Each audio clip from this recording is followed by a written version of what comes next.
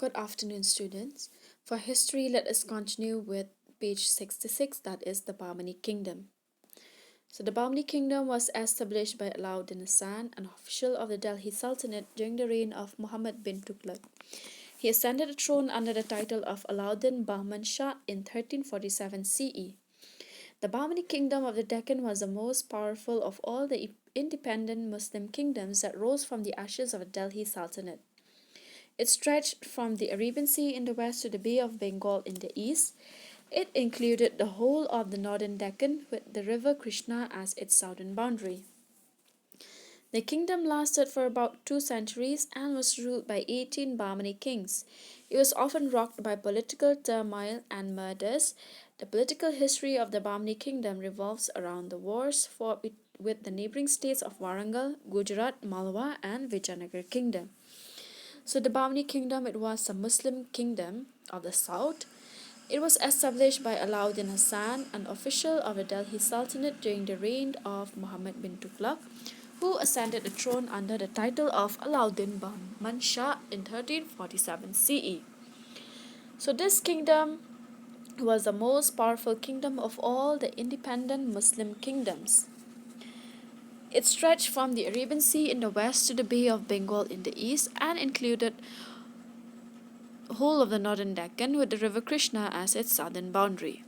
So this kingdom lasted for about 2 centuries, that is for about 200 years, and was ruled by 18 kings.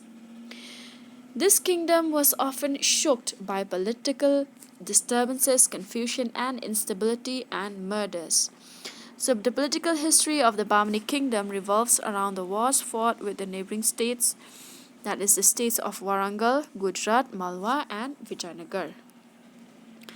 The Raichur Doab was a very fertile area that lay between the river Krishna, the southern boundary of the Bahmani kingdom, and the river Tungabhadra, the northern boundary of the Vijayanagar kingdom. The Raichur Doab became a battleground for a prolonged struggle between these two kingdoms as it was a rich source of revenue. It changed hands constantly, passing from one to the other at frequent and regular intervals. The conflict continued even after the Bahmani kingdom was split up into 5 separate kingdoms. The issue was finally resolved when the kingdom of Vijayanagar was decisively defeated in the Battle of Talikota in 1565 CE. So remember this Raichur Doab, it was a bone of contention between these two kingdoms, that is the Vijayanagar and the Bahmani kingdom, because it was a very fertile area and it was a source of revenue for these two kingdoms. So this Raichur Doab, it was a fertile area and it lies between the river Krishna, which is the southern boundary of the Bahmani kingdom, and the river Tungabhadra, which is the northern boundary of the Vijayanagar kingdom. So it became a battleground for a prolonged struggle between these two kingdoms. So this conflict continued even after the Bahmani kingdom was divided or split up into 5 separate kingdoms. And this issue was finally resolved when the Vijayanagar kingdom was defeated in the Battle of Talikota in 1565 CE. Mahmud Gawan. The Bahmani kingdom reached the height of its power under the leadership of Mahmud Gawan, the distinguished Wazir Prime Minister of Muhammad Shah III. Mahmud Gawan was a competent and successful general. He greatly extended the boundaries of the kingdom and recaptured the important port of Goa from the Vijayanagar kingdom. Mahmud Gawan was a capable administrator. Under his leadership, agriculture was encouraged and promoted. As a result, the kingdom became economically prosperous. Mahmud Gawan was a learned man and patron of learning. He built a madrasa or college in the capital city of Bidar and donated his private collection of 3,000 books to it. He gave scholarships to poor and deserving students. So, the Bahmani kingdom reached the height of its glory under the leadership of Mahmud Gawan, who was a distinguished Wazir of Muhammad Shah III. Wazir here, it means the Prime Minister. So he was a competent and successful general, and he also successfully extended the boundaries of the kingdom, and recaptured the important port of Goa from the Vijayanagar kingdom. He was a capable administrator, and under his leadership, agriculture was promoted, and which has contributed to the economic prosperity of the kingdom. He was a learned man and a patron of learning. He built a madrasa or a college in the capital city of Bidar and donated 3,000 books from his personal collection and even gave scholarship to poor and deserving students. Mahmud Gawan led a Spartan lifestyle. He slept on a mat, ate out of earthen vessels, and used his wealth to help the poor and the needy. A chronic problem faced by the Bahmani Kingdom was the conflict between the Deccani or local nobles and the Pardesi or foreign nobles. Gawan was regarded as a Pardesi. The Deccani nobles conspired against him and he was beheaded on the orders of the Sultan. The death of Gawan signaled the end of the Bahmani Kingdom. So Mahmud Gawan he led a Spartan lifestyle. Spartan lifestyle here it means a simple lifestyle with no luxuries. He slept on a mat, ate on earthen vessels, and used his wealth to help the poor and the needy. So there was one problem faced by the Bahmani kingdom, and that was the conflict between the nobles, that is the Deccani nobles and the Pardesi nobles. The Deccani nobles, they are the local nobles, and the Pardesi nobles, they are the foreign nobles. So Mahmud Gawan, he was regarded as a foreign nobles, a Pardesi. So these Deccani nobles, they conspired against him, and he was beheaded on the orders of the Sultan, and his death symbolizes the end of the Bahmani kingdom. So after Gawan's death, the affairs of the Bahmani kingdom was passed on into the hands of the Deccani nobles, and by 1527 CE, the kingdom had disintegrated or divided into 5 independent kingdoms, that is Berar, Bijapur, Bidar, Ahmednagar, and Golconda. So these 5 kingdoms, they were constantly at war with one another, and unitedly they defeated the Vijayanagar kingdom in the Battle of Talikota. So this has marked the end or the downfall of the Bahmani kingdom. Achievements of the Bahmani kingdom. So what are the achievements of the Bahmani kingdom? In administration, in theory the king was all powerful, but in practice the autocratic and absolute authority of the king depended on the strength of his army.